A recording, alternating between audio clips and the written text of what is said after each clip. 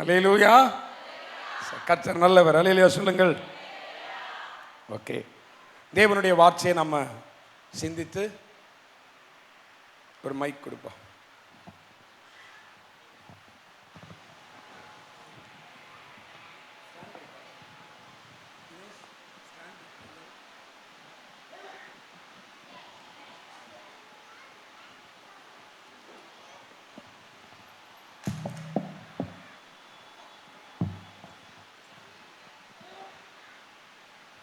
நம்ம கர்த்தருடைய வார்த்தையை சிந்தித்து அதை தொடர்ந்து திருவிருந்து ஆராதனைக்கு நேராக நாம் போகிறோம். தேவன் தாமே நம்மை ஆசீர்வதித்து நடத்துவாராக.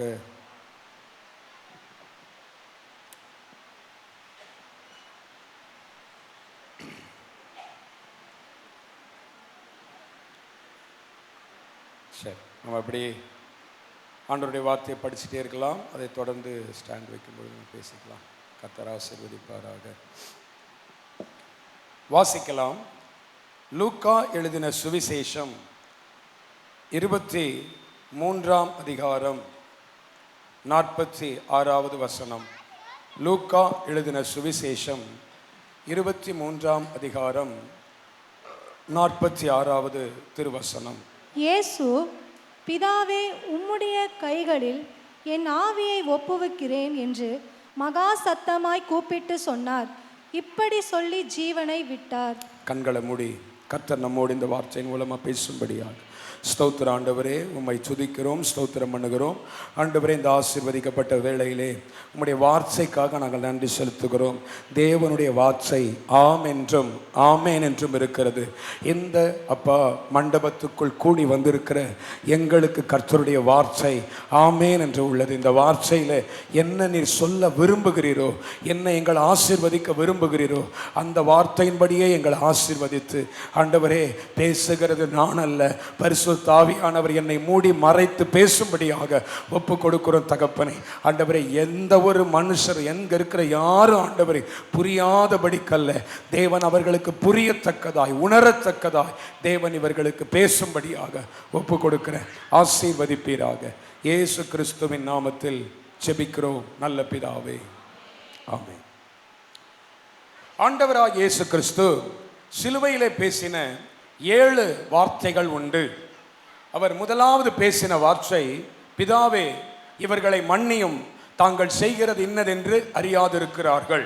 இரண்டாவதாக பேசின வார்த்தை, இன்றைக்கு நீ என்னுடனே கூட பரதேசத்தில் இருப்பாய் என்று பேசினார். மூன்றாவதாக அவர் பேசின வார்த்தை, அதோ உன் தாய், இதோ உன் மகன் என்று பேசினார். நான்காவதாக அவர் பேசின வார்த்தை, தாகமாயிருக்கிறேன் என்கிற வார்த்தையை பேசினார். ஐந்தாவதாக ஆண்டவர் முடிந்தது என்ற வார்த்தையை பேசினார். என் தேவனை ஏன் என்னை கைவிட்டீர் என்கிற வார்த்தையை பேசினார். ஆறாவதாக முடிந்தது என்கிற வார்த்தையை பேசினார். ஏழாவதாக பிதாவே, உம்முடைய கைகளில் என் ஆவியை ஒப்புவிக்கிறேன் என்று பேசினார்.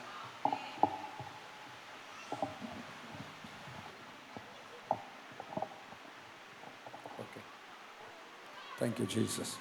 அல்லேலூயா சொல்லுங்கள். அல்லேலூயா. ஸோ இயேசு பேசின 7வது வார்த்தை, இந்த குட் ஃப்ரைடே புனித வெள்ளி ஆராதனுடைய முக்கியமான நோக்கமே என்ன அப்படின்னு சொன்னால், அவருடைய பாடுகளை நினைத்து நாம் ஆராதிக்கணும். ரெண்டாவது, தேவனுடைய வார்த்தைகளை படித்து அவருடைய அன்பை புரிந்து கொள்ளணும். ஆமென். இந்த 2 தான் நாம் புனித வெள்ளி ஆராதனையிலே செய்ய வேண்டிய ஒரு காரியம். இப்போ இங்கே நம்ம பார்க்கும் பொழுது, பிதாவே, உம்முடைய கைகளில் என் ஆவியை ஒப்புவிக்கிறேன். எல்லாம் சொல்லுங்க. ஓகே. ஆண்டவராகிய இயேசு கிறிஸ்து 2 முறை பிதாவினிடத்தில் ஒப்புவிக்கப்பட்டார். இதே லூக்கா எழுதின சுவிசேஷத்தில் 2ஆம் அதிகாரம் 23ஆம் வசனத்தை நீங்க படிச்சு பார்த்தீங்கன்னு சொன்னா, லூக்கா 2:23 எழுதப்பட்டிருக்கிறது, முதற் பேரான எந்த ஆண் பிள்ளையும் கர்த்தருக்கு பரிசுத்தமானது என்னப்படும் என்று கர்த்தருடைய நியாய பிரமாணத்தில் எழுதி இருக்கிறபடி அவரை கர்த்தருக்கென்று ஒப்பு கொடுக்கவும். அவரை கர்த்தருக்கென்று ஒப்பு கொடுக்க, அவர் பிறந்த உடனே 8ஆம் நாளில் விருத்த சேதனம் பண்ணி முடித்த பிறகு அவரை கர்த்தருக்கென்று ஒப்பு கொடுக்க ஆலயத்துக்கு எடுத்துக்கொண்டு வந்தார்கள். ஆலயத்தில் இயேசு பிறப்பிலே பிதாவுக்கு ஒப்பு கொடுக்கப்பட்டார். பிறகு கடைசியாக சிலுவையில் தொங்கும் பொழுது அவர் சொல்லுகிறார், பிதாவே உம்முடைய கைகளில் என் ஆவியை ஒப்புவிக்கிறேன். ஆமென், ஆமென். ஆண்டவருக்கு ஸ்தோத்திரம். இன்றைக்கு என்ன வார்த்தையை நாம் சிந்திக்க போகிறோம் சொன்னா, ஏன் ஒப்பு கொடுத்தார்? ஏன் ஒப்பு கொடுத்தார்? ஏன் ஆண்டவர் தன்னுடைய ஜீவியத்தை, தன்னுடைய உயிரை உனக்காகவும் எனக்காகவும் ஒப்பு கொடுத்தார்? இதுதான் நம்முடைய தியானம். ஆமென் சொல்லுங்க. ஆமென். ரோமர் புத்தகம் 8ஆம் அதிகாரம் 32ஆம் வசனத்தில் அப்போஸ்தலனாகிய பவுல் சொல்லுகிறார், தம்முடைய சொந்த குமாரன் என்றும் பாராமல் நம் எல்லாருக்காகவும் அவரை ஒப்பு கொடுத்தவர் அவரோட கூட மற்ற எல்லாவற்றையும் நமக்கு அருளாதிருப்பது எப்படி? ஒரு ஆமென் சொல்லுங்க. தன்னுடைய சொந்த குமாரன் என்றும் பாராமல் பிதாவாகிய தேவன் என்ன செஞ்சாராம்? தன்னுடைய குமாரனான இயேசுவையே ஒப்பு கொடுத்தாராம். இப்ப நான் கேட்கிறேன், உங்களுடைய பிள்ளையை நீங்க இப்படி ஒப்பு கொடுப்பீர்களா அப்படின்னா அது ஒரு கேள்விக்குறியான விஷயம். ஆனால் பிதாவாகிய தேவன் பாருங்க, தன்னுடைய சொந்த குமாரனையே ஒப்பு கொடுத்தார். ஆமென். சொந்த குமாரனே ஒப்பு கொடுக்கப்பட்டார். அப்போ குமாரனையே ஒப்பு கொடுத்தவர் மற்ற எல்லாவற்றையும் நமக்கு கொடுக்காதிருக்கிறது எப்படி? இந்த உலகத்தில் ஆபிரகாம் என்கிற மனிதன் தேவனுக்காக பிரித்தெடுக்கப்பட்ட பொழுது ஆண்டவர் என்னை பார்த்து சொன்னார், நீ உன் தேசத்தை, உன் இனத்தை, உன் வீட்டை விட்டு புறப்பட்டு நான் உனக்கு காண்பிக்கும் தேசத்துக்கு போ. அங்க நான் உன்னை பெரிய ஜாதியாக்கி உன்னை ஆசீர்வதித்து உன் பேரை பெருமைப்படுத்துவேன். புறப்பட்டு வந்த ஆபிரகாமுக்கு கிட்டத்தட்ட 24 வருடங்கள் கழித்து ஒரு குழந்தை பிறக்கிறது. அந்த குழந்தை பிறந்து ஒரு சில வருடங்களுக்கு பிறகு தேவன் பேசுறாரு, உன் ஏக சுதனை நீ எனக்கு ஒப்பு கொடுக்க வேண்டும். ஆமென். நீ உன்னுடைய சொந்த குமாரனை எனக்கு ஒப்பு கொடுக்கணும். ஆபிரகாம் என்ன செஞ்சார்னு சொன்னா, தன்னுடைய குமாரனாகிய ஈசாக்கை மோரியா என்கிற மலைக்கு மேல் கொண்டு போய் அவரை பலியாக ஒப்பு கொடுக்க முன் வந்தார். இப்ப ஆண்டவர் அங்கிருந்து பேசுறாரு, ஆபிரகாமே, ஆபிரகாமே, பிள்ளையாண்டான் மேல் உன் கையை போடாதே. ஏன்? இப்பொழுது நீ தேவனுக்கு பயப்படுகிறவன் என்று அறிந்திருக்கிறேன். அப்ப நான் விசுவாசிக்கிறேன், இந்த மனிதன் தன் பிள்ளைய கர்த்தருக்கு ஒப்பு கொடுத்தபடினாலே இனி எந்த இடத்திலும் அவன் தன்னை தேவனுக்கு பயப்படுறவன் நிரூபிக்க வேண்டிய அவசியமே இல்லை. ஆமென். அப்ப ஒரு முறை நம்ம உண்மையா ஒப்பு கொடுப்போமானா, நம்ம அடிக்கடி நம்ம கர்த்தருக்கு பயப்படுறவங்க, நம்ம ஆண்டவரோட பிள்ளை, நம்ம இப்படி நீதிமான், நம்ம பரிசுத்தவானா வாழ்றவங்க, நமக்கு ஜெபிக்கிறவங்கன்னு நம்ம நிரூபிக்க வேண்டிய அவசியம் இல்லை. நம்ம ஒப்பு கொடுக்கிறதுலயே தேவன் நம்மளை ஆசீர்வதிக்கிறார். ஆமென் சொல்லுங்கள். ஹல்லேலூயா. இயேசுவானவர் எப்படி ஒப்பு கொடுக்கப்பட்டார் என்று சொன்னால், எபேசியர் புத்தகம் 5ஆம் அதிகாரம் 2வது வசனம் சொல்லுகிறது, கிறிஸ்து நமக்காக தம்மை தேவனுக்கு சுகந்த வாசனையாக காணிக்கையாகவும் பலியாகவும் ஒப்பு கொடுத்து நம்மில் அன்பு கூறுகிறது போல நீங்களும் அன்பிலே நடந்து கொள்ளுங்கள். 3 விதங்களிலே இயேசு தன்னை ஒப்பு கொடுத்ததை பார்க்கிறோம். ஒன்று, சுகந்த வாசனையாக ஒப்பு கொடுத்தார். 2வது காணிக்கையாக ஒப்பு கொடுத்தார். 3வது பலியாக ஒப்பு கொடுத்தார். ஆமென். அப்போஸ்தலனாகிய பவுல் எழுதுகிறார், கிறிஸ்து சாதாரணமாய் தன்னை ஒப்பு கொடுக்கவில்லை, தேவனுக்கு சுகந்த வாசனையாக ஒப்பு கொடுத்தார். ஆமென் சொல்லுங்கள். ஆமென். நாம் கொடுக்கிற ஆராதனை, நாம் கொடுக்கிற காணிக்கை, நாம் கொடுக்கிற உபவாசம், நாம் கொடுக்கிற விசுவாசம் எப்படிப்பட்டதா இருக்கிறது? வாசனை உள்ளதா இருக்க வேண்டும். ஆமென் சொல்லுங்க. துர்நாற்றம் உள்ளதா இருக்கக்கூடாது. தேவனுக்கு கொடுக்கிறது சுத்தமானதா இருக்க வேண்டும். வாசனையாக ஒப்பு கொடுத்தார். 2வது காணிக்கையாக ஒப்பு கொடுத்தார். காணிக்கையாக ஒப்பு கொடுத்தது ஏன் அங்க சொல்லப்பட்டிருக்குன்னா, ஒரு காணிக்கை பெட்டியில போடப்படுகிற பணம் திரும்ப எப்படி எடுக்கப்படாதோ அதே போல் ஒரு மனிதன் அல்லது ஒரு மனுஷி கர்த்தருக்கு தன்னை ஒப்பு கொடுத்து விட்டால் மறுபடியும் திரும்ப பெற முடியாது. ஆமென். நீ கிறிஸ்துவுக்கு உன் ஜீவனை ஒப்பு கொடுத்துட்டா ஒப்பு கொடுத்ததுதான். நான் ஊழியத்துக்கு நீ வாழ்க்கையை ஒப்பு கொடுத்துட்டா சாகிற வரைக்கும் ஒப்பு கொடுத்ததுதான். திரும்ப அதை மாற்ற முடியாது. ஆமென் சொல்லுங்க. ஆமென். நான் நினைச்சாலே மாற்ற முடியாது. அல்லேலூயா. இயேசு அப்படி காணிக்கையாக ஒப்பு கொடுத்தார். மூன்றாவதாக பலியாக ஒப்பு கொடுத்தார். துண்டு துண்டாய் நறுக்கப்படுகிற பலிகளைப் போல இயேசு கிறிஸ்துவின் சரீரம் நம் ஒவ்வொருவருக்காகவும் விற்கப்பட்டது. ஆமென். ஆண்டவருக்கு ஸ்தோத்திரம்.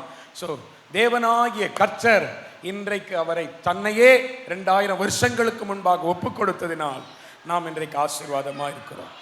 ஆமென். தேவன் ஏன் ஒப்பு கொடுத்தார் என்ற ஒரு சிந்தனை எனக்குள் எழுந்த பொழுது 4 காரியங்களை தேவன் எனக்கு பேசினார். அந்த 4 காரியங்களை நான் உங்களுக்கு சொல்லி நாம் திருவிருந்து எடுப்பதற்கு நம்மை ஆயத்தப்படுத்திக் கொள்வோம். ஆமென் சொல்லுங்கள். ஆமென். இயேசு தன்னை ஒப்பு கொடுத்ததற்கு 4 காரியங்கள் வாசிக்கலாம். அப்போஸ்தலர் நடபடிகள் புத்தகம் 2ஆம் அதிகாரம் 22, 23 வசனங்கள். அப்போஸ்தலர் 2ஆம் அதிகாரம் 22, 23. இஸ்ரவேலரே, நான் சொல்லும் வார்த்தைகளை கேளுங்கள். இஸ்ரவேலரே, நான் சொல்லுகிற வார்த்தைகளை கேளுங்கள். நீங்கள் அறிந்திருக்கிறபடி நசரேயனாகிய இயேசுவை கொண்டு தேவன் உங்களுக்குள்ளே பலத்த செய்கைகளையும் அற்புதங்களையும் அடையாளங்களையும் நடப்பித்து அவைகளினாலே அவரை உங்களுக்கு வெளிப்படுத்தினார். அப்படி இருந்தும் தேவன் நிர்ணயித்து இருந்த ஆலோசனையின்படியேயும், கவனிங்க, தேவன் நிர்ணயித்திருந்த ஆலோசனையின்படியேயும் அவருடைய முன் அறிவித்தலின்படியேயும் ஒப்பு கொடுக்கப்பட்ட அந்த இயேசு, ஒரு அல்லேலூயா சொல்லுங்க. இயேசு தன்னை ஒப்பு கொடுத்தது ஏதோ எதேச்சையாய் நடந்த சம்பவம் அல்ல. அது தீர்மானத்தின்படியே ஒப்பு கொடுக்கப்பட்டார். எல்லாம் சொல்லுங்க, தீர்மானத்தின்படியே ஒப்பு கொடுக்கப்பட்டார். அப்ப ஆண்டவர் தன்னை இந்த பூமிக்கு ஒப்பு கொடுக்க வேண்டும் என்பது எதேச்சையானதல்ல, அது பிதாவின் தீர்மானம். ஆமென்.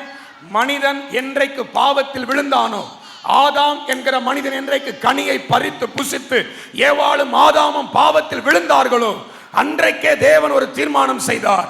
இதற்கு ஒரு நித்திய மீட்பை உண்டு பண்ண என் சொந்த குமாரனை நான் கொடுப்பேன். ஆமென். என்னுடைய சொந்த குமாரனை கொடுப்பேன். இது இப்பொழுது 2000 வருஷத்துக்கு முன்பாக நடந்தது அல்ல. இந்த உலகம் தோன்றி உண்டான பொழுதே, ஆதாமும் ஏவாளும் பாவம் செய்த பொழுதே ஒரு காரியம் தீர்மானிக்கப்பட்டது. இயேசு அடிக்கப்பட வேண்டும், இயேசு கொல்லப்பட வேண்டும், இயேசு சித்திரவதை செய்யப்பட வேண்டும், இயேசு தன்னையே ஒப்பு கொடுக்க வேண்டும். காரணம் தீர்மானம், பிதாவின் தீர்மானம். ஆமென் சொல்லுங்கள். ஆமென் சொல்லுங்கள். ரோமர் புத்தகம் 5ஆம் அதிகாரம் 6ஆம் வசனத்துல பவுல் எழுதுகிறார், அன்றியும் நாம் பலனற்றவர்களாய் இருக்கும்போதே குறித்த காலத்தில் கிறிஸ்து மரித்தார். ஒரு ஆமென் சொல்லுங்க. கிறிஸ்து மரித்தது குறிக்காத காலம் அல்ல. பேசுங்கம்மா. இப்ப நீங்க பேசலன்னா இந்த மைக் ஸ்டாண்டத்துக்கு போட்டு மைக் எடுத்துக்கின்னு அப்படி வருவேன். சொல்லுங்க, குறித்த காலத்தில் இயேசு மரித்தார். இயேசு மரித்தது ஏதோ ஒன்றல்ல, பிக்ஸ் பண்ணியிருந்தார் ஆண்டவர். அவருக்கு 33 வயசு ஆகும் பொழுது அவர் தன்னை ஒப்பு கொடுக்கணும். ஆமென். இந்த நாள் பரலோகத்தில் குறிக்கப்பட்டிருந்த நாள், அந்த நேரம் பரலோகத்தில் குறிக்கப்பட்டிருந்த நேரம், அந்த நேரத்தில் தான் அவர் ஜீவன் போகணும். எல்லாம் குறிக்கப்பட்டிருந்துச்சு. இதையெல்லாம் யாருக்காக செய்தார்? நீதிமானுக்காக இல்ல, பரிசுத்தவானுக்காக இல்ல, ஜெபிக்கிறவனுக்காக இல்ல, அக்கிரமக்காரனுக்காக செய்தார். ஆமென் சொல்லுங்களேன். ஆமென் சொல்லுங்களேன். அப்ப நான் என்ன விசுவாசிக்கிறேன்னா, இயேசுவே மரிப்பது குறிக்கப்பட்டிருக்குமானால் நம்முடைய வாழ்க்கையில நடக்கிறதும் தேவனால் குறிக்கப்பட்டது. ஆமென். தேவன் ஒரு கர்த்தருடைய பிள்ளையின் வாழ்க்கையில எதேச்சையா எதையும் செய்ய மாட்டார், எல்லாவற்றையும் அவர் முன் குறித்து செய்வார். ஆமென். வாழ்க்கையில நடக்கிறது, நடக்க போகிறது, எல்லாவற்றையும் கர்த்தர் தீர்மானித்திருக்கிறார். ஆமென் சொல்லுங்கள். ஒரு அல்லேலூயா சொல்லுங்கள். தேவ நாமத்தை மகிமைப்படுத்துங்கள். ஆமென். ஆண்டவரே, உம்முடைய தீர்மானத்தின்படி அழைக்கப்பட்டிருக்கிற எனக்கு எல்லாமே குறிக்கப்பட்டு அதன் காலத்தில் நேர்த்தியாய் நடக்கும் ஆண்டவரே. ஆமென். என் விடுதலை குறிக்கப்பட்டிருக்கிறது, என் ஆசீர்வாதம் பரலோகத்தில் குறிக்கப்பட்டிருக்கிறது. என் குடும்பத்தின் உயர்வு பரலோகத்தில் குறிக்கப்பட்டிருக்கு. என் பிள்ளைகளுக்கு எப்போ கல்யாணம் ஆகணும் தேவன் பரலோகத்தில் குறிச்சு வச்சிருக்கிறார். என் குடும்பத்தில் எப்போ பிள்ளை பாக்கியம் உண்டாகணும் தேவன் பரலோகத்தில் குறிச்சு வச்சிருக்கிறார். என் குடும்பம் என்னைக்கு ஆலயத்துக்கு வரணும், என்னைக்கு என் கணவர் ஞானஸ்நானம் எடுக்கணும், என்னைக்கு என் குடும்பம் கர்த்தரை தொழுது கொள்ளணும், எல்லாம் தேவனால் தீர்மானிக்கப்பட்டிருக்கிறது. அல்லேலூயா, அல்லேலூயா. பஞ்சத்துக்காக எகிப்து தேசத்துக்கு 70 பேர் போனார்கள். அந்த 70 பேர் அந்த பஞ்ச தேசத்துல 430 வருஷம் அடிமைகளாக இருந்து பலுகி பெருகுகிறார்கள். அவர்களுக்கு தெரியாது ஏதோ நாம இங்க வந்து நம்ம பிதாக்களால் அடிமைப்பட்டு விட்டோம், நம்முடைய முன்னோர்களால் அடிமைப்பட்டு விட்டோம், அடிமையே தான் நம்முடைய வாழ்க்கையா என்று புலம்பிக் கொண்டே இருந்தாங்க. ஆனால் வேதம் சொல்லுகிறது, யாத்ராகமங்களின் புஸ்தகம் 12ஆம் அதிகாரம் 41ஆம் வசனத்திலே 430 வருஷம் முடிந்த அன்றைய தினமே கர்த்தருடைய சேனைகள் எல்லாம் எகிப்து தேசத்திலிருந்து புறப்பட்டது. கையை உயர்த்தி ஒரு அல்லேலூயா சொல்லுவோமே. எந்த நாள்? 430 வருஷம் முடிஞ்ச அன்னைக்கே. இது எதேச்சையா நடந்தது இல்லைங்க. ஆதியாகமங்களின் புஸ்தகம் 15ஆம் அதிகாரம் 13ஆம் வசனத்துல ஆபிரகாமுக்கு சொன்னார், உன் ஜனங்கள் அந்நிய தேசத்துல 400 வருஷம் உபத்திரவப்படுவார்கள். ஆமென், ஆமென். 4 தலைமுறையா நீங்க அடிமைப்பட்டு கிடப்பீங்கடா. 4 தலைமுறையா எகிப்தில் அடிமைப்பட்டு கிடப்பீங்க. ஆனா அது முடிஞ்சு அந்த 430 வருஷம் வரும். எக்ஸ்ட்ரா ஒரு நாள் கூட அடிமையா இருக்க மாட்டீங்க. நான் குறிச்ச நாள்ல நீங்க விடுதலை ஆவீங்க. நல்ல ஆமென் சொல்லுங்க. நான் குறிச்ச நாள்ல விடுதலை ஆவீங்க. அல்லேலூயா, ஆமென், ஆமென். லேவியோடு கூட வந்தாங்க. லேவி, அம்ராம், கெர்சோம், மோசே. சாரி, லேவியோட பிள்ளை கோகாத், கோகாத்தோட பிள்ளை அம்ராம், அம்ராமோட பிள்ளை மோசே. 4வது தலைமுறையில் கர்த்தர் விடுதலை ஆக்கினார். என்ன பேச மாட்டீங்க? அல்லேலூயா சொல்லுங்க. அல்லேலூயா. அப்ப தேவன் எல்லாவற்றையும் நம்ம வாழ்க்கையில தீர்மானித்து நிறைவேற்றுகிறவர். தேவனுடைய அநாதி தீர்மானங்கள் நிறைவேறும். ஆமென் சொல்லுங்க. ஆமென். அவர் உன் வாழ்க்கையில குறிச்சு வச்சிருக்கிறார். இந்த குட் ஃப்ரைடே ஆராதனைக்கு வந்திருக்கிற உனக்கு ஒரு நல்ல செய்தியும் உண்டு. என்ன அப்படின்னா, உன் வாழ்க்கையில் நீ விடுதலையின் நேரம் உனக்கு குறிக்கப்பட்டிருக்கு. உன் துக்கம் சந்தோஷமா மாறுற நேரம் குறிக்கப்பட்டிருக்கு. உன் புலம்பல் ஆனந்த களிப்பா மாறுற நேரம் குறிக்கப்பட்டிருக்கு. உன் குடும்பம் தழைக்கிற நேரம் குறிக்கப்பட்டிருக்கு. அந்த நாளை தாண்டி ஒரு நாள் கூட நீ அடிமைப்பட்டு கிடக்க மாட்ட. ஆமென், ஆமென். நீ எத்தனை நாட்கள் பயந்து பயந்து வாழுவது? நீ எத்தனை நாட்கள் பயந்து பயந்து இருப்பது? இன்னும் எத்தனை நாட்கள் பயந்து பயந்து ஓடுவது? நீ ஒரு நிச்சயத்தோடு போ.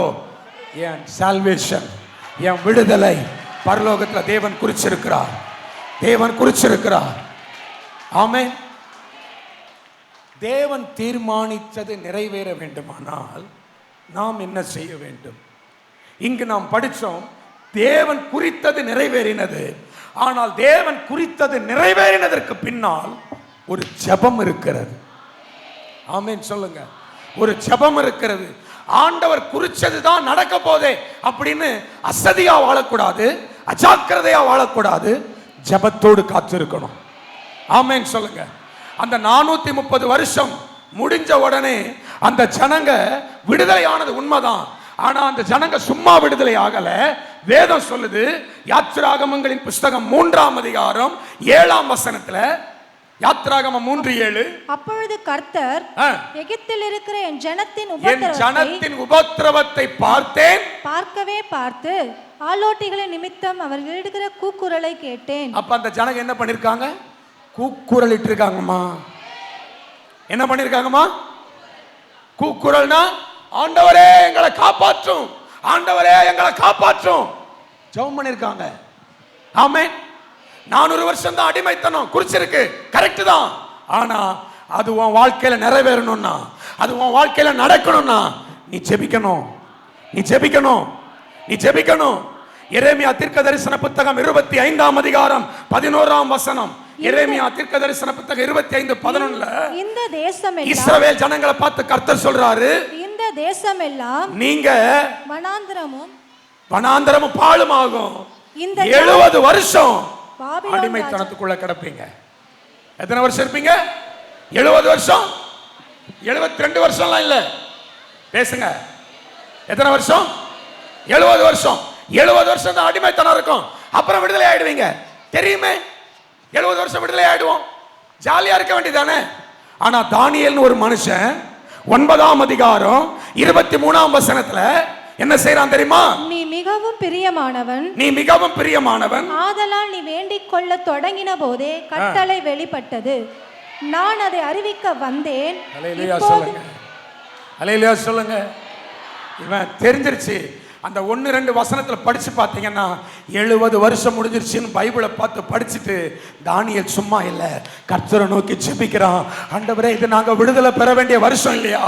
ஆண்டவரே, இது நீங்க குறிச்ச வருஷம் இல்லையா? இந்த நாள்ல நாங்க விடுதலை பெறணுமே அப்படின்னு ஆண்டவர் குறித்ததை நிறைவேற்ற இன்னைக்கு திறப்புல நிக்கிற ஒரு மனுஷனை தேடிக்கிட்டு இருக்கிறாரு. திறப்புல நிக்கிற ஒரு மனுஷனை தேடிக்கிட்டு இருக்கிறாரு. ஜெபத்துல நிக்கிற ஒரு மனுஷனை ஆண்டவர் தேடிக்கிட்டு இருக்கிறாரு. எவெல்லாம் ஜெபிக்கிறானோ அவன் வாழ்க்கையில கர்த்தர் குறிச்சது நிறைவேறும்.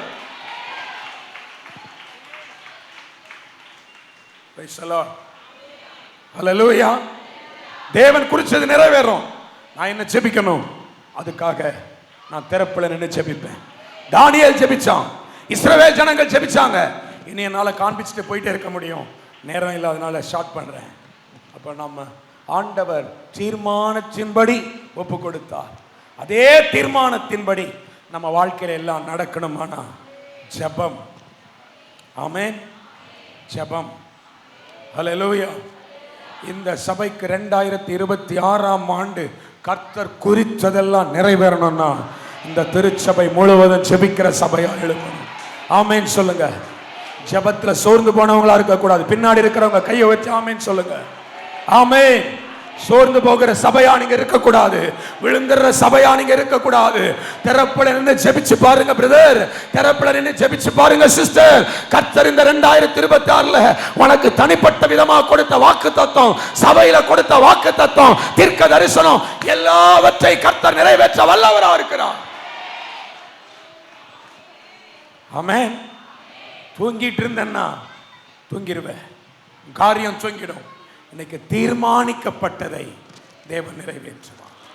ஆமென்.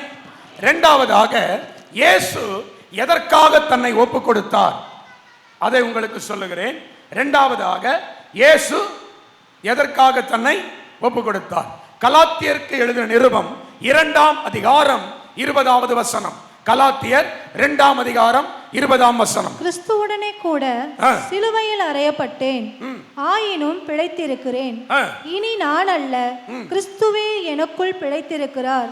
நான் இப்பொழுது மாம்சத்தில் பிழைத்திருக்கிறதோ என்னில் அன்பு கூர்ந்து எனக்காக தம்மை தாமே ஒப்பு கொடுத்த தேவன். போதும் போதும் போதும். என்னில் அன்பு கூர்ந்து எனக்காக தன்னைத்தானே ஒப்பு கொடுத்த தேவன். நான் 2வது வேதத்தில் ஆண்டவர் எனக்கு காண்பித்த வார்த்தை, ஏன் தன்னை ஒப்பு கொடுத்தாரா? நம்மை நேசித்ததினால் அவர் தன்னை ஒப்பு கொடுத்தார். உங்க மேலையும் என் மேலையும் ஆண்டவர் அன்பை கூர்ந்ததினால தான் தன் ஜீவனையே ஒப்பு கொடுத்தார். ஆமென் சொல்லுங்கம்மா. ஆமென். ஆமென். அவர் சும்மா தன் ஜீவனை கொடுக்கல. அவர் சும்மா ஏதோ பிரமாணம்னு செஞ்சிட்டு போல. அவர் ஒப்பு கொடுத்ததுக்கு பின்னாடி இன்னைக்கு பிறந்த பிள்ளை வரைக்கும் அவர் நேசிச்சுக்கிட்டு இருக்கிறார். ஆமென். இன்னைக்கு பிறந்த கை குழந்தை வரைக்கும் ஆண்டவர் அன்பு இருக்கு. அல்லேலூயா சொல்லுங்க. உங்க பிள்ளைகளை ஆண்டவர் நேசிக்கிறார். உங்க குடும்பத்தை ஆண்டவர் நேசிக்கிறார். ஆமென். அந்த பிள்ளைக்காகவும் இயேசு உயிரை கொடுத்திருக்கிறார். அந்த ஐயாவுக்காகவும் இயேசு உயிரை கொடுத்திருக்கிறார். அந்த அம்மாவுக்காகவும் இயேசு உயிரை கொடுத்திருக்கிறார். என்னிடத்தில் அன்பு கூர்ந்ததினாலே எனக்காக தன்னைத்தானே ஒப்பு கொடுத்தவர். ஆமென். ஆமென். நம்ம ரட்சிக்கப்பட்டதுக்கு அப்புறம் இல்லை இந்த அன்பு. ரோமர் புத்தகம் 5:8 சொல்லுகிறது, ரோமர் பாவிகளா இருக்கையில், நாம் பாவிகளா இருக்கும் போதே நமக்காக மரித்ததினாலே தேவன் நம்மேல் வைத்த தமது அன்பை விளங்க பண்ணுகிறார். அந்த அன்பு எங்க வெளிப்பட்டுச்சு தெரியுமா? அந்த அன்பு எங்க வெளிப்பட்டுச்சு தெரியுமா? நம்ம ரட்சிக்கப்படுறதுக்கு முன்னாடியே இயேசு தந்த அன்பை வெளிப்படுத்தி இருக்கிறார். ஆமென். நம்ம யாரா இருக்கையிலையா? பாவிகளா இருக்கையில். நாம் பாவிகளா இருக்கையிலேயே இயேசு நமக்காக மரித்து விட்டார். ஆமென். நான் அடிக்கடி எனக்கு இந்த வார்த்தை பயங்கரமான உற்சாகத்தை தரும். நான் பாவியா இருக்கும்போதே அவர் என்னை இவ்வளோ நேசிச்சிருக்கிறாருன்னு சொன்னா, இப்போ நான் அவரை ஆராதிக்கிறேன், இப்போ நான் அவருடைய ஊழியத்தை செய்கிறேன், இப்போ நான் அவரையே நம்பிக்கிட்டு இருக்கிறேன், இப்போ அவரை நம்பி என்னுடைய பொருள்களை தியாகம் பண்ணுறேன், என் நேரத்தை தியாகம் பண்ணுறேன், என்னுடைய உழைப்பை தியாகம் பண்ணுறேன். இப்போ ஆண்டவர் அன்பு குறைஞ்சிருக்குமா பெருகி இருக்குமா? இயேசுவின் அன்பு என் மேல பெருகி இருக்குன்னு நம்புறவங்க மட்டும் கையை தட்டி, ஆண்டவரே உமக்கு நன்றி.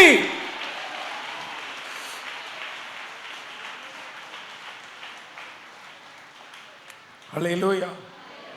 நல்லா சொல்லுங்க. ஹல்லேலூயா. முதலாவது சொன்னேன், கிறிஸ்து எதற்காக தன்னை ஒப்பு கொடுத்தார்? தீர்மானித்ததினாலே தன்னை ஒப்பு கொடுத்தார். இரண்டாவதாக இயேசு ஏன் தன்னை ஒப்பு கொடுத்தார்? அன்பு கூர்ந்ததினாலே. ஆமென். யோவான் எழுதின சுவிசேஷம் 11ஆம் அதிகாரத்தில் ஆண்டவர் அன்பாயிருந்த ஒரு குடும்பத்தை குறித்து சொல்லப்பட்டிருக்கிறது. வாசியுங்கள். யோவான் 11:5. இயேசு மார்த்தாளிடத்திலும் அவளுடைய சகோதரியினிடத்திலும் லாசருவின் இடத்திலும் அன்பாயிருந்தார். ஆமென். நம்ம மேல எப்படி அன்பா இருக்கிறாரோ அதே போல ஆண்டவர் பைபிள்ல ஒரு குடும்பத்தின் மேல அன்பா இருக்கிறார். அது மார்த்தாள், மரியாள், லாசரு என்கிற ஒரு குடும்பம். ஆமென். ஆமென். இந்த குடும்பம் எதை பெற்றது? ஆண்டவரிடத்திலிருந்து அன்பை பெற்றுக்கொண்டது. ஆமென். ஆண்டவரிடத்தில் எதை பெற்றுக்கொண்டது? சொல்லுங்க, பேசுங்க. அன்பை பெற்றுக்கொண்டது. இயேசுவின் அன்பை ஒருவன் பெறுவானானால் அந்த அன்பு எதற்கு நேராய் வழி நடத்தும் தெரியுமா?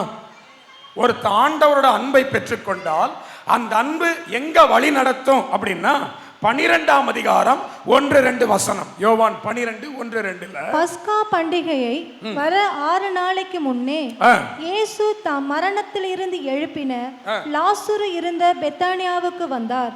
அங்கே அவருக்கு ராவிருந்து பண்ணினார்கள். மார்த்தாள் பணிவிடை செய்தாள். லாசருவும் அவருடனே கூட பந்தி இருந்தவர்களில் ஒருவனாய் இருந்தான். அல்லேலூயா. இயேசுவின் அன்பு அவங்களை எதுக்கு நேரா நடத்துச்சுன்னு சொன்னா, இயேசுவை நேசிக்கிற அன்புக்கு நேராக நடத்துச்சு. ஆமென். ஆண்டவருடைய அன்பை பெற்ற நாம எதற்கு நேராக நடத்தப்படணும்? தேவனை நேசிக்கிற அன்புக்கு நேராக நடத்தப்படணும். ஆமென் சொல்லுங்க. ஆமென். ஆண்டவர் என் மேல அன்பா இருக்கிறாருன்னு வெறும் ஆசீர்வாதங்களை அனுபவிக்கிற ஒரு அற்பமான மனிதர்களை போல இல்லை. இயேசு என்னை நேசிக்கிறார், நானும் இயேசுவை நேசிப்பேன், நானும் என் ஜீவன் வரைக்கும் நேசிப்பேன். நீ ஆண்டவர்கிட்ட இருந்து பெற்றுக்கொள்ளுகிற அன்பு, அந்த அன்பு தான் உனக்கு ஆசீர்வாதம் தந்துச்சு. அந்த அன்பு தான் உனக்கு பாவ மன்னிப்பை தந்துச்சு. அந்த அன்பு தான் உன்னை கடன்ல இருந்து விடுதலை ஆக்குச்சு. அந்த அன்பு தான் உன்னை வாழ வச்சுச்சு. அந்த அன்பு தான் ஒரு நல்ல வாழ்க்கை உனக்கு ஏற்படுத்தி தந்துச்சு. அந்த அன்பு தான் இன்னைக்கு உன்னை குடும்பமா உயர்த்தி வச்சிருக்கு. அந்த அன்பு தான் இன்னைக்கு வரைக்கும் உன்னை கைவிடாம இருக்கு. அந்த அன்பு தான் உனக்கு வரக்கூடிய பிரச்சனைகள்ல இருந்து உன்னை காப்பாற்றி நடத்தி கொண்டிருக்கு. அந்த அன்பை பெற்றுக்கொண்ட நீ என்ன செய்ய போகிறாய்? நீ சொல்லு, ஆண்டவரே மறுபடி நான் உம்மை நேசிப்பேன். ஆமென். ஆமென். ஆமென். நீதிமொழிகள் புத்தகம் 18ஆம் அதிகாரம் 24ஆம் வசனம் சொல்லுகிறது, சிநேகிதர் உள்ளவன் சிநேகிதம் பாராட்ட வேண்டும். போதும் போதும். சிநேகிதர் உள்ளவன் சொல்லுங்க. சிநேகிதர் உள்ளவன். சில பேருக்கு ஃப்ரெண்டே இல்லை, கவலை. அல்லேலூயா சொல்லுங்க. என்ன கவலை சொல்லுங்க? ஃப்ரெண்ட் இல்லை. சில பிள்ளைங்க காலேஜ் போயிட்டு ஃபீல் பண்றாங்க, என்ன தெரியுமா? எனக்கு நல்ல ஃப்ரெண்டே இல்லை. இயேசுவை விட உனக்கு நல்ல ஃப்ரெண்ட் யார் இருக்கு? இயேசு ஒரு நல்ல நண்பர். ஆமென். அவர் சொன்னார், நான் உன்னை சிநேகிதர் என்று சொல்லுகிறேன். அப்போ சிநேகிதனா இருக்கிறதுனால அன்பு காட்டுறாரு, சிநேகிதம் காட்டுறாரு. பதிலுக்கு நம்ம என்ன செய்யணும் தெரியுமா? திரும்ப அந்த அன்பை வெளிப்படுத்துறவங்க. ஆமென், ஆமென். இயேசு ஒப்பு கொடுத்ததுக்கு காரணம் நம்மை நேசித்தார். நான் வேறு விதமாக சொல்கிறேன், இன்னைக்கு நாமும் கூட நம்முடைய குடும்பத்தை விட்டுட்டு, நம்முடைய பழக்க வழக்கங்களை விட்டுட்டு, நம்முடைய ஜாதி சடங்கு சம்பிரதாயங்களை விட்டுட்டு, நம்முடைய பழைய முறைமைகளை விட்டுட்டு, பழைய ஈகோவை விட்டுட்டு இன்னைக்கு இங்கே வந்து உட்கார்ந்துருக்கிறோம்னா அதுக்கு காரணம் Jesus. I love you Jesus, I love you Jesus. Amen, amen, amen. சில நேரத்தில் நான் யோசிப்பேங்க, நம்முடைய சபையை சேர்ந்த பிள்ளைகள் எவ்வளவு தூரத்தில் இருந்தெல்லாம் வராங்க தெரியுமா ஆலயத்துக்கு. அல்லேலூயா சொல்லுங்க. மாதவரத்திலிருந்து வராங்க, ரெடில்ஸ்லேருந்து வராங்க, தூரமாக வராங்க, குளத்தூர்லேருந்து வராங்க, இவ்வளவோ தூரத்துலேருந்து வராங்க. ஒரு முறை நான் அவங்க வீட்டுக்கு போயிட்டு வர்றதுக்குள்ளேயே அவ்வளவு நேரம் ஆகிடும், அவ்வளோ டயர்ட் ஆகிடும். அப்போல்லாம் நான் யோசிப்பேன், நான் இதெல்லாம் யோசிக்கிற ஆள், இவ்வளவு தூரத்துலேருந்து வராங்களே, ஏன் வராங்க? இயேசுவை நேசிக்கிறதால வராங்க, இயேசுவை நேசிக்கிறதால வராங்க. அவர் தேடி வரும் பொழுது அங்க கர்த்தருடைய வார்த்தை அவங்களுக்கு கிடைக்கிறதுனால, ஆண்டவர் அன்பு அவங்க பார்க்கறதுனால, ஆண்டவர் அவங்க மனதார துதிக்கிறதுனால அந்த ஜனங்க தூரத்தை பெருசா பார்க்கறது இல்லை. அல்லேலூயா. சௌகரியம் இருக்கு இல்ல, முடியுது முடியல, அவ்வளவு தூரம் டிராவல் பண்றதுல உடம்பு வலி வரும், அதெல்லாம் யோசிக்காம வர்றதுக்கு பின்னாடி ஒரு பெரிய விஷயம் இருக்கு, கிறிஸ்துவின் அன்பு. ஆமென். அதனால தான் ஒவ்வொரு வாரமும் நான் கர்த்தருடைய செய்தி எடுக்கும்போது ஏதோ ஒரு வசனத்தை பேசிட்டு போயிடலான்னு நினைக்கிறது இல்லை. நான் நிறைய ஊழியக்காரங்களை பார்க்குறேன், அவங்க ஸ்பெஷல் மீட்டிங் வந்தால் யாராவது ஒரு பாஸ்டரை பிடிச்சி போட்டுடுறாங்க, யாராவது ஒரு பாஸ்டரை கூப்பிட்டு செய்தி கொடுக்க சொல்லிடுறாங்க. நான் ஏன் தெரியுமா அந்த மாதிரி செய்யறதில்ல? என் பிள்ளைங்க, என்னுடைய சபைக்கு, நம்முடைய சபைக்கு வர்ற பிள்ளைங்க அவ்வளவு விலைக்கரையை செலுத்தி வரும்போது நான் ஏதோ ஒன்று இந்த ஊழியத்தை செய்யக்கூடாது. தேவ சமூகத்தில் முழங்கால் படிட்டு ஜெபம் பண்ணி அவங்களுக்காக விசேஷமான வார்த்தை பெற்று அவங்களுக்கு கொடுக்கணும் ஆண்டவரே. ஆமென், ஆமென். 500 ரூபாய் 1000 ரூபாய் காணிக்க கொடுத்தா பிரசங்கம் பண்ண நிறைய ஊழியக்காரங்க வருவாங்க. பணத்துக்குன்னு இல்லை, கூப்பிட்டா வர்றதுக்கு ஆட்கள் இருக்காங்க. அதை நான் ஏன் செய்யறது இல்லைன்னு சொன்னா, நீங்க கிறிஸ்துவின் மேல அன்பு வச்சிருக்கிற மாதிரி கிறிஸ்துவின் மேலையும் உங்க மேலையும் வச்சிருக்கிற அன்புனால தான். ஆமென், ஆமென். எத்தனை என் நேரத்தை ஒதுக்க முடியுமோ ஒதுக்கி பாருங்க. எவ்வளவு வசனங்கள் இப்போ உங்களுக்கு எழுதி கொடுக்குறேன்னு உங்களுக்கே தெரியும். இத்தனை வசனங்களை பொறுக்கி எடுக்கணும்னா எத்தனை மணி நேரம் செலவாக இருக்கணும்னு நீங்கள் யோசித்து பாருங்க. அல்லேலூயா. காரணம் என்னன்னா, இயேசுவின் மேல் இருக்கிற அன்பு. ஏதோ ஒன்று பேசிட்டு போகிறது இல்லை, ஏதோ ஒன்று பேசிட்டு போக முடியும். எங்க 18 வருஷம் இந்த சர்ச்சை நடத்துகிறேன், ஏதோ ஒன்று பேச எனக்கு தெரியாதா? குட் ஃப்ரைடேனா எதையாவது ஒன்று நான் 10 வருஷம் முன்னாடி பேசுனது நீங்கள் என்ன ஞாபகமாக வச்சிருக்க போறீங்க? அதையே பேசிட்டு போக தெரியாதா? ஏன் பேசுறது இல்லைன்னா கிறிஸ்துவின் மேல் வைத்திருக்கிற அன்பு. அல்லேலூயா, அல்லேலூயா. மற்ற சபைகள் எப்படியோ, மற்றது எப்படியோ, நம்ம பணத்துக்காகவோ மற்ற எதுக்காகவோ இந்த ஊழியத்தை செய்யலை. இயேசு மகாராஜாவை நேசிக்கிறதால செஞ்சுக்கிட்டு இருக்கிறோம். ஆமென், ஆமென். பல விமர்சனங்கள், பல நிந்தனைகள், பல அவமானமான பேச்சுக்கள், பல ஏளனமான பேச்சுக்கள் எது ஒரு பக்கம் இருந்தாலும் கலப்பையின் மேல கையை வச்சுட்ட நாங்க பின்னாடி திரும்பி பார்க்கிறதே இல்லை ஆண்டவரேன்னு தொடர்ந்து போய்கொண்டே இருக்கிறோம். ஆமென், ஆமென். தேவன் மீது தேவன் நம் மீது வைத்த அன்பு நம்ம எதற்கு நேராய் வழி நடத்தணும்? அன்புக்கு நேராய் வழி நடத்தணும். ஆமென். பவுலுடைய ஊழியம் பயத்தில் ஆரம்பித்தது. அப்போஸ்தலர் நடபடிகள் புத்தகம் 9ஆம் அதிகாரம் 6ஆம் வசனத்தில் படிக்கும் பொழுது பவுல் சொல்லுகிறான், அவன் நடுங்கி திகைத்து, ஆண்டவரே நான் என்ன செய்ய சித்தமாய் இருக்கிறீர் என்றான். எப்படி அவனுடைய வாழ்க்கை ஆரம்பித்தது? நடுங்கி திகைப்பு, பயத்தோடு ஆரம்பித்தது. ஆனால் ரோமர் புத்தகத்தில் அவன் 8ஆம் அதிகாரம் 38ஆம் வசனம் 39ஆம் வசனத்தில் சொல்றான், மரணமானாலும் ஜீவனானாலும் தேவ தூதர்கள் ஆனாலும் அதிகாரங்கள் ஆனாலும், வேகமா படிங்க, வல்லமைகள் ஆனாலும் நிகழ்காரியங்கள் ஆனாலும் வரும் காரியங்கள் ஆனாலும் உயர்வானாலும் தாழ்வானாலும் வேற எந்த சிருஷ்டியானாலும் நம்முடைய கர்த்தராகிய கிறிஸ்து இயேசுவின் மேல் வைத்திருக்கிற அன்பை விட்டு நம்மை பிரிக்க மாட்டாது, பிரிக்க முடியாது. கையை மேல உயர்த்தி தட்டலாமாமா? கையை மேல உயர்த்தி தட்டலாம். நான் ஏசப்பா மேல வச்சிருக்கிற அன்பை எவனாலையும் பிரிக்க முடியாது, எவளாலையும் பிரிக்க முடியாது, எந்த சூழ்நிலையும் பிரிக்காது. ஏசப்பா, என் மூச்சு போகும் வரை, ஆண்டவரே நான் மரிக்கும் வரை உம்மை நேசிப்பேன், உம்மை நேசிப்பேன், உம்மை நேசிப்பேன், உம்மை நேசித்துக் கொண்டே இருப்பேன். ஆமென். அந்த அன்பு எனக்கு போகாத ஆண்டவரே. ஏன்னா ஒவ்வொரு ஆராதனையிலும், ஒவ்வொரு பிரசங்கத்திலும், ஒவ்வொரு ஜெப கூட்டங்களிலும் நான் அனுபவிக்கிற அன்பு என்னை எதற்கு நேராய் வழி நடத்துதுன்னு சொன்னா, இயேசுவை நேசிக்க வழி நடத்துது. அல்லேலூயா. இயேசுவை நேசிக்க வழி நடத்துது. ஆமென் சொல்லுங்கள். ஆமென். இன்னைக்கு அருமையான ஒரு சகோதரர் ஞானஸ்நானம் எடுக்கும் பொழுது அவர் சொன்ன சாட்சியை கேட்டேன். அவர் ஒரு ஆர்சி குடும்பத்தில் பிறந்தவராம். அவருக்கு ஆண்டவரை குறித்து அந்த அளவுக்கு அவருக்கு ஈர்ப்பு இல்லையா. அவருடைய மனைவியை கொண்டு வந்து ஆலயத்துக்கு கீழே விட்டுட்டு அவர் போயிடுவாராம். அவர் மேலே அவங்க மனைவி கூப்பிட்டா கூட வரமாட்டாராம்.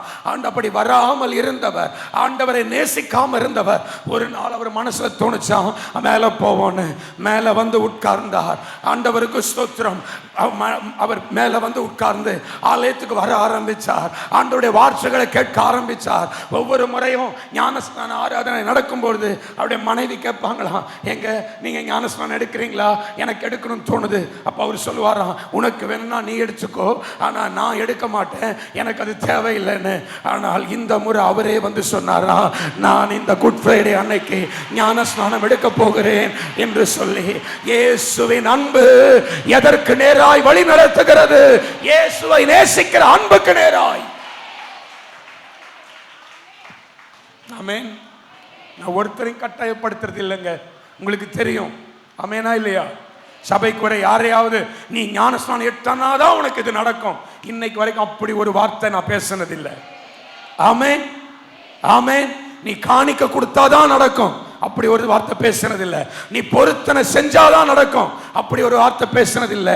என் தேவன் ஆகிய கர்த்தருக்கு முன்பாக இந்த வேதத்தை கையில் எடுத்து ஒரு நாளும் இழிவான ஆதாயத்துக்காக இந்த ஊழியத்தை செய்ததில்லை என்று பிதாவாகிய தேவனுக்கு முன்பாகவும் உங்களுக்கு முன்பாகவும் என்னால் தைரியமாய் சாட்சி சொல்ல முடியும்.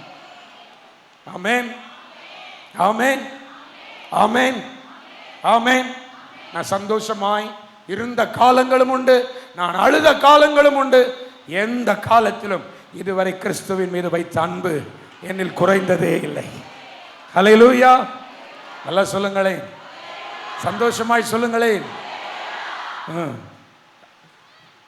கிறிஸ்துவின் அன்பு நம்ம எதற்கு நேராய் நடத்தணும்?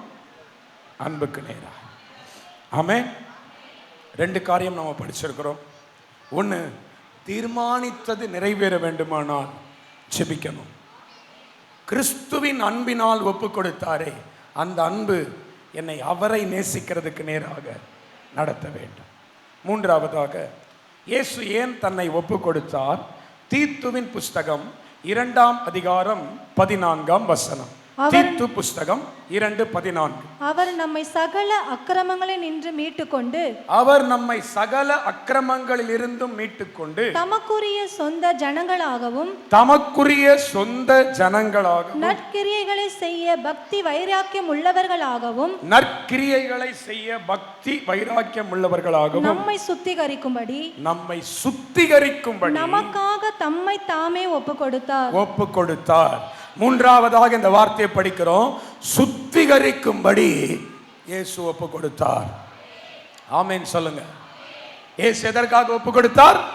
நம்மை சுத்திகரிக்கும்படி, நம்மளை பரிசுத்தமாக்கும்படி இயேசு தன் ஆவியை ஒப்பு கொடுத்தார்.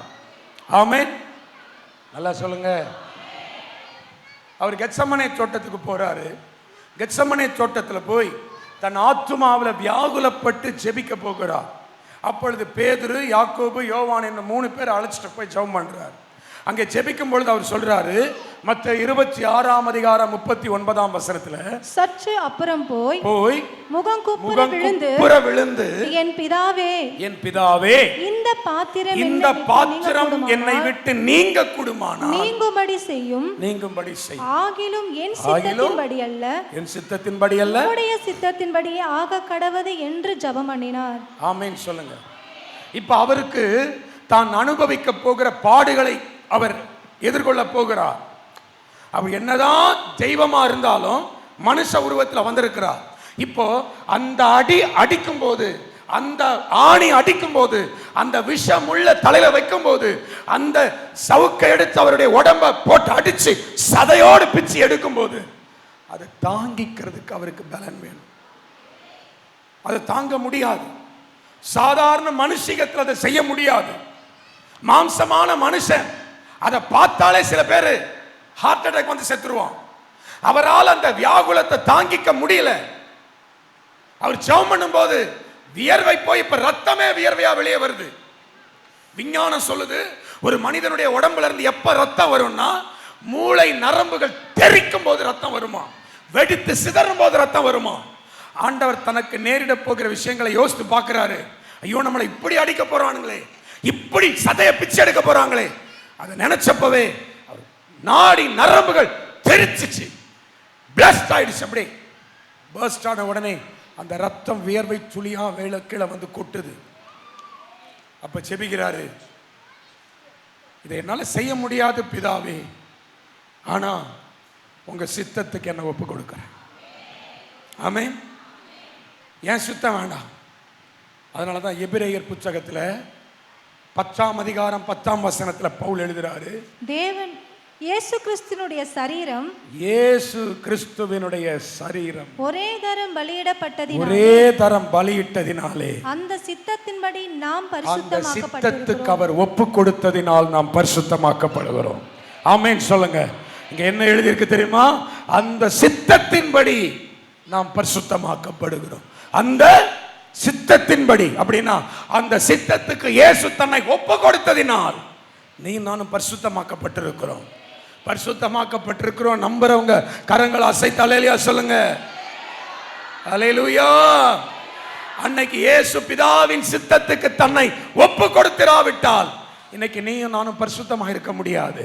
அவருக்கு அந்த ஆக்கினை தெரியும், அந்த கடினம் தெரியும், அந்த வலி தெரியும், அந்த உபாதை தெரியும்.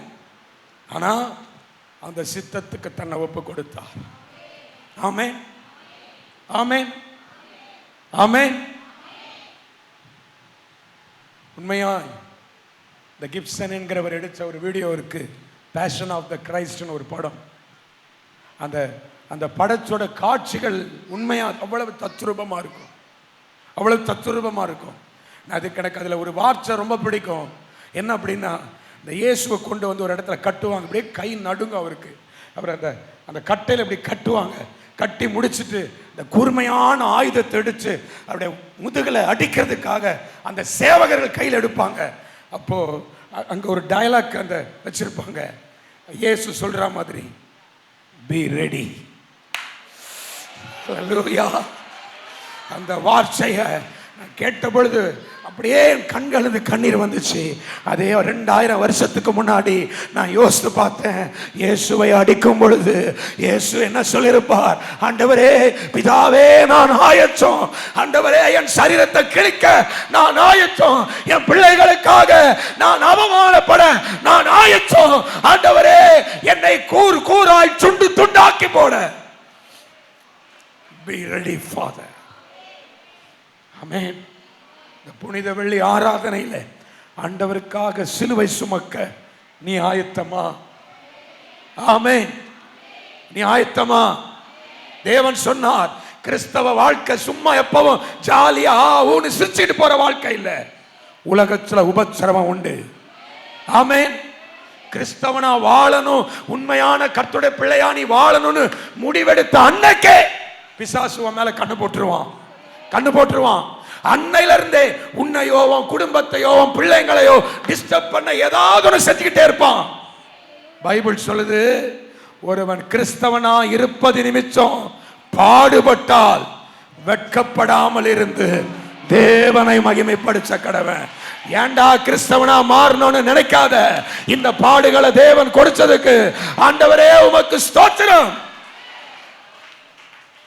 ஆமென், ஆமென். என்னை பார்க்கிற சில ஊழியர்கள்லாம் தைரியமா என்னிடத்துல ஒரு சாட்சி சொல்லுவாங்க, பாஸ்டர் உங்க வாழ்க்கையில நடந்த மாதிரி என் வாழ்க்கையில நடந்திருந்தா என்னைக்கோ நான் சபையை பூட்டிட்டு போயிருப்பேன் பாஸ்டர், என்னைக்கோ எல்லாத்தையும் தூக்கி போட்டு போயிருப்பேன் பாஸ்டர். உண்மையாவே இதை மீறி நீங்க இப்படி ஊழியம் செய்றீங்கன்னா அது கர்த்தருடைய கிருபைன்னு நான் அதுக்கு சந்தோஷப்பட மாட்டேன். ஆண்டவரே இந்த பாடுக்கு என்ன சூஸ் பண்ணீங்களே, thank you Jesus. ஹல்லேலூயா. என்ன போல ஊழியம் செய்ற ஒருத்தர் சொல்றாரு, என்னால முடியாதுன்னு, ஆனா என்ன பலப்படுத்துகிற கிறிஸ்துவினாலே எல்லாவற்றையும் செய்ய தேவன் எனக்கு தந்த பலத்துக்காக ஸ்தோத்திரம். ஆமென், ஆமென். உபத்திரவங்கள் உண்டுங்க. இயேசு சொன்ன வார்த்தை எனக்கு ஞாபகம் வச்சுக்கோங்க, ஃபாதர் பி ரெடி. ஆமென். நான் ஆயத்தமாயிட்டேன். கொஞ்சம் கலங்குவோம், கொஞ்சம் சோர்ந்து போவோம், கொஞ்சம் அழுவோம். அந்த டைம் எப்பக்கம் நெருக்கப்பட்டாலும் நாங்க ஒடுங்கி போக மாட்டோம், நாங்க கீழே தள்ளப்பட்டாலும் மனமுறிவடைய மாட்டோம். ஆமென் சொல்லுங்க. மறுபடி எந்திரிச்சு சொல்லுவோம், ஆண்டவரே நான் ஓட ஆயத்தமா இருக்கிறேன், ஆண்டவரே என் உயிரை கொடுக்க ஆயத்தமா இருக்கிறேன். ஆமென். மறுபடியும் ஆராதிக்க ஆயத்தமா இருக்கிறேன், மறுபடியும் ஊழியம் செய்ய ஆயத்தமா இருக்கிறேன், மறுபடியும் கர்த்தருக்கு சாட்சியா வாழ ஆயத்தமா இருக்கிறேன். ஆமென். பாடுகளும் உபத்திரவங்களும் எங்களை கிறிஸ்துவின் அன்பில் இருந்து பிரிக்க. ஆமென் சொல்லுவோமா? ஆமென், ஆமென். தேவ சித்தத்துக்கு இயேசு ஒப்பு கொடுத்தார், நாம் பரிசுத்தமாக்கப்பட்டிருக்கோம். ஆமென். யாரை இயேசு பரிசுத்தமாக்குகிறார்? 1 யோவான் புத்தகம் 1ஆம் அதிகாரம் 9ஆம் வசனம். நம்முடைய பாவங்களை நாம் அறிக்கையிட்டால் பாவங்களை நமக்கு மன்னித்து எல்லா அநியாயத்தையும் நீக்கி நம்மை சுத்திகரிப்பதற்கு அவர் உண்மையும் நீதியும் உள்ளவராய் இருக்கிறார். ஆமென். நீ கன்ஃபஸ் பண்ணு. விழுந்துட்டியா, தவறிட்டியா, தப்பு செஞ்சிட்டியா, உனக்கு ஒரு வாய்ப்பு இருக்கு. கன்ஃபஸ் பண்ணு. ஆண்டவரே என்னை மன்னிங்கப்பான்னு கேளு. பைபிள் வசனம் சொல்லுது, டேனியல் சொல்ல வசனம் சொல்லுது, உன் அநியாயத்தை மன்னிச்சு உன் பாவத்தை நீக்கி உன்னை சுத்திகரிப்பதற்கு இயேசு உண்மை உள்ளவராக இருக்கிறார். இயேசு உண்மை உள்ளவராக இருக்கிறார். நான் சொல்லுவேங்க, மனுஷன் அவ்வளோ சீக்கிரம் மன்னிக்கவே மாட்டான், ஆனால் உடனே மன்னிக்கிற ஒரே தெய்வம் இயேசு மட்டும்தான். உடனே மன்னிப்பார். நீ கேட்ட உடனே மன்னிப்பார். நீ கேட்டவனே அடுத்த சான்ஸ் உனக்கு தருவார். நீ கேட்டவனே அடுத்த படிக்கட்டை உனக்கு தருவார். நீ கேட்டவனே அடுத்த வாய்ப்பை உனக்கு தருவார். நீ கேட்டவனே அடுத்த உயர்வை உனக்கு தருவார். நீ கேட்ட உடனே, மனம் திரும்புற உடனே உனக்கான உதவிகள் மறுக்கப்படாமல் உடனே கிடைக்கும். ஆமென், ஆமென். உன்னுடைய தவறுகளை தேவன் சுட்டி காண்பிக்க விரும்புவாரே தவிர உன்னை தண்டிக்க அவர் விரும்ப மாட்டார். உன்னை தண்டிக்க அவர் விரும்ப மாட்டார். ஆமென். ஒரு நல்ல தகப்பனுக்கு 2 குமாரர்கள் இருந்தார்கள். ஒரு மூத்த குமாரன் வீட்டில் இருக்கிறான், இளைய குமாரன் துன்மார்க்கமா ஜீவனம் பண்ணி எல்லா ஆஸ்தியும் அழித்து போடுகிறான், வேசிகளிடத்துல போகிறான், விபச்சாரம் பண்ணுகிறான், எல்லாத்தையும் இழக்கிறான். ஆனா ஒரு நாள் யோசிக்கிறான், நாம் பெரிய தப்பு செஞ்சிட்டோம். அப்பா வீட்டை விட்டு வந்தது பெரிய தப்பு, அப்பாவை விட்டது பெரிய தப்பு, அப்பா பேச்ச கேட்காது பெரிய தப்பு, அப்பா வார்த்தையை மீறினது பெரிய தப்பு. இப்ப நான் அப்பா வீட்டுக்கு போறேன், அப்பா கிட்ட மன்னிப்பு கேட்க போறேன், அப்பா காலில் விழ போறேன். அவர் நிச்சயமா என்ன மகனா ஏத்துக்க மாட்டாரு. வேலைக்காரனாவது வைக்கட்டும், வேலைக்காரனாவது வீட்டில் இருந்துட்டு போறேன் அப்படின்னு வரான். அவன் தூரத்துல வரும்போதே ஓடி போய் அவன் கழுத்தை கட்டி அவனுக்கு முச்சம் கொடுத்து, அங்க அந்த தகப்பன் எதை காட்டுறாருன்னா, உன்னை போல நானும் ஒரு மனிதன் அல்ல, நான் தேவன், நான் மன்னிக்கிற தேவன், நான் உன்னை ஆசீர்வதிக்கிற தேவன். உடனே அவன் என்னெல்லாம் அவன் வீட்டில் இருந்தா எல்லாம் கிடைக்குமோ அத்தனை அவனுக்கு கிடைச்சது. நல்ல வஸ்திரம் கிடைச்சது, நல்ல மோதிரங்கள் ஆபரணங்கள் கிடைச்சது, நல்ல கிருபைகள் கிடைச்சது. ஆமென் சொல்லுங்க. நான் சொல்லுவேங்க, நீ மனம் திரும்பி கர்த்தர் சமூகத்துக்கு வரும்போது நீ எதெல்லாம் இழந்தியோ அதையெல்லாம் கர்த்தர் உனக்கு தர வல்லவரா இருக்கிறார். ஆபரணங்களால உன்னை அலங்கரிக்க வல்லமை உள்ள தேவனா இருக்கிறார். கிருபா வரங்களால கர்த்தர் உன்னை அலங்கரிக்க வல்லவரா இருக்கிறார். ஆமென். அறிக்கை இடுகிறவனுக்கு சுத்திகரிப்பு உண்டு. ஒரு வார்த்தை சொல்லுகிறேன், பிதா சுத்திகரித்தால் சுத்தமாகும். சொல்லுங்க, பிதா சுத்திகரித்தால் சுத்தமாகும். ஆமென். அவர் சுத்தம் பண்ணிட்டே இருப்பார், மறுபடி நீ அசுத்தம் பண்ணிக்கிட்டே இருக்கக்கூடாது. அவர் கிளீன் பண்ணா நீ கிளீன் ஆகணும். அவர் கிளீன் பண்ணா கிளீன் ஆயிரணும். ஆமென் சொல்லுங்க. எசேக்கியேல் புத்தகம் 5ஆம் அதிகாரம் 27ஆம் வசனம் சொல்லுகிறது. எசேக்கியேல் 5ஆம் அதிகாரம் 27ஆம் வசனம். அந்த நாளில் தானே உன் வாய் திறக்கப்பட்டு நீ தப்பி வந்தவனோட பேசுவாய், இனி மௌனமாய் இருக்க மாட்டாய். ஓகே, தேவனுடைய நாமத்துக்கு சரி.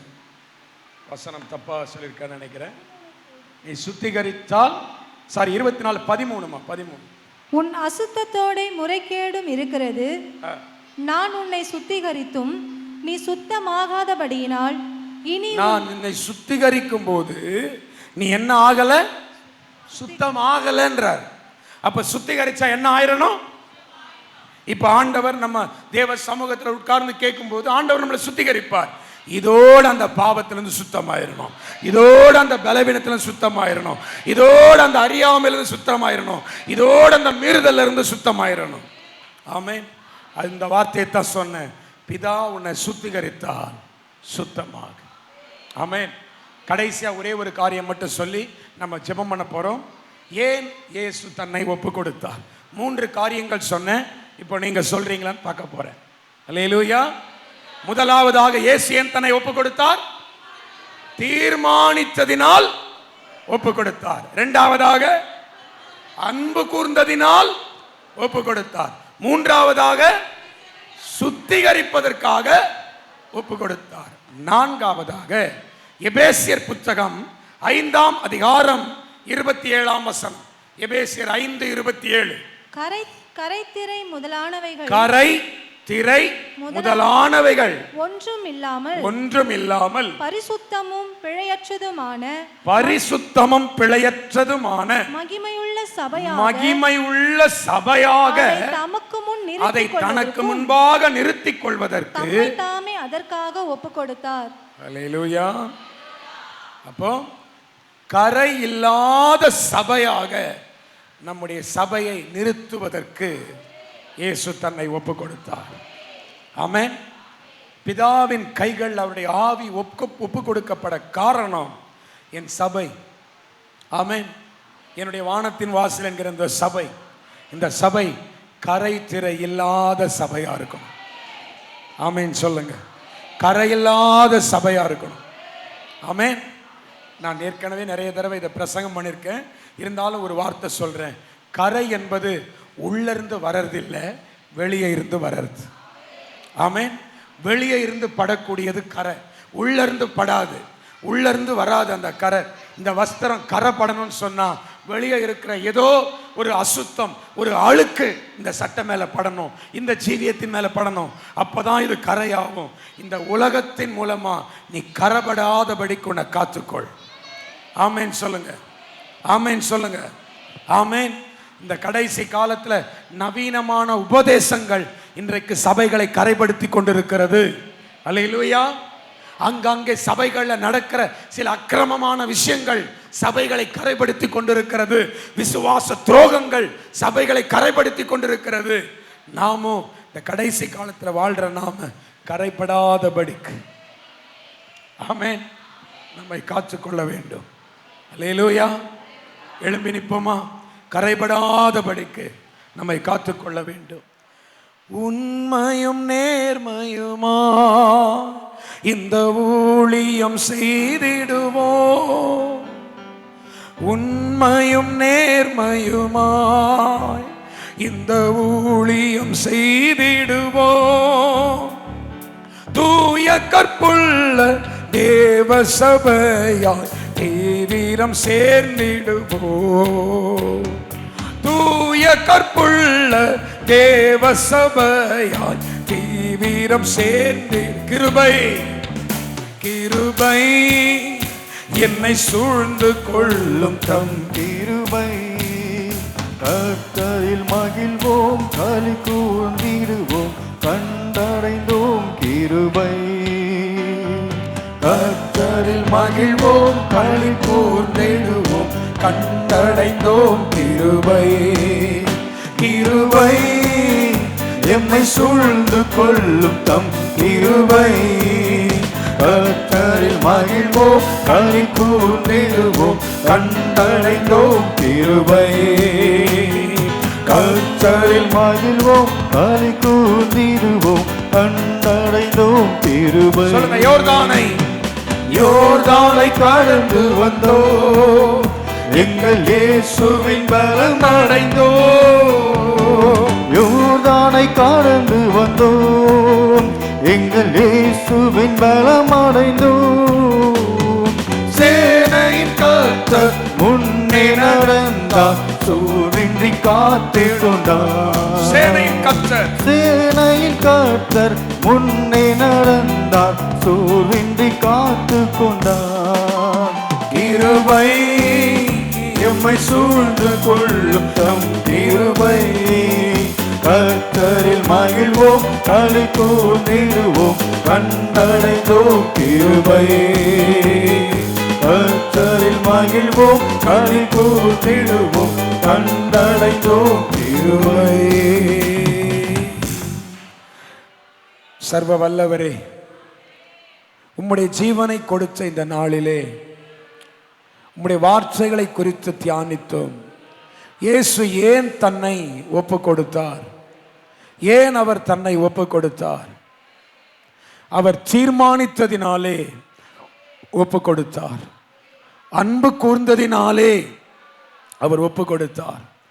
எங்களை சுத்திகரிக்க வேண்டும் என்று அவர் தன்னை ஒப்பு கொடுத்தார். கரையற்ற சபையாக இந்த சபை வாழ வேண்டும் என்று அவர் தன்னை ஒப்பு கொடுத்தார்.